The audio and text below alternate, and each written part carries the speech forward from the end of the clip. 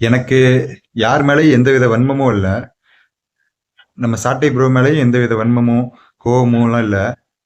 ஆனா என்னோட கேள்வி என்னன்னா, நேத்தி வீடியோல டிவிகே வேட்பாளர்கள்லாம் ரிவ்யூ பண்ணியிருந்தாரு. நான் கஞ்சா கேஸ் இருக்கவங்களுக்கெல்லாம் வேட்பாளர் சீட்டு கொடுத்துருக்கீங்க.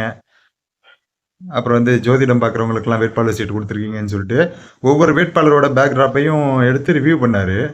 நீங்கள் ரிவ்யூ பண்ணலாம் தப்புன்னு சொல்ல மாட்டேன். ஏன்னா எங்களுக்கெல்லாம் தெரியாது, நாங்கள் தெரிஞ்சுக்கிறோம்னு வச்சுங்க. ஆனால் நீங்கள் என்ன பண்ணியிருக்கணும் நியாயமா? டிவிகேல மட்டும் இருக்க வேட்பாளரோட பேக்ரவுண்ட் டீட்டெயில்ஸ் எடுத்து ரிவ்யூ பண்ணக்கூடாது. DMK, ADMK, NTK, BJP, PMK, DMDK, VCK, இன்னும் எத்தனையோ கட்சிகள் இருக்கு. இந்த அத்தனை கட்சிகள்லையும் உள்ள வேட்பாளர் இப்போ ஒரு தொகுதியில் நிற்கிறாங்கன்னா அந்த தொகுதியில் நிற்கிற அனைத்து கட்சியோட வேட்பாளர்களையும்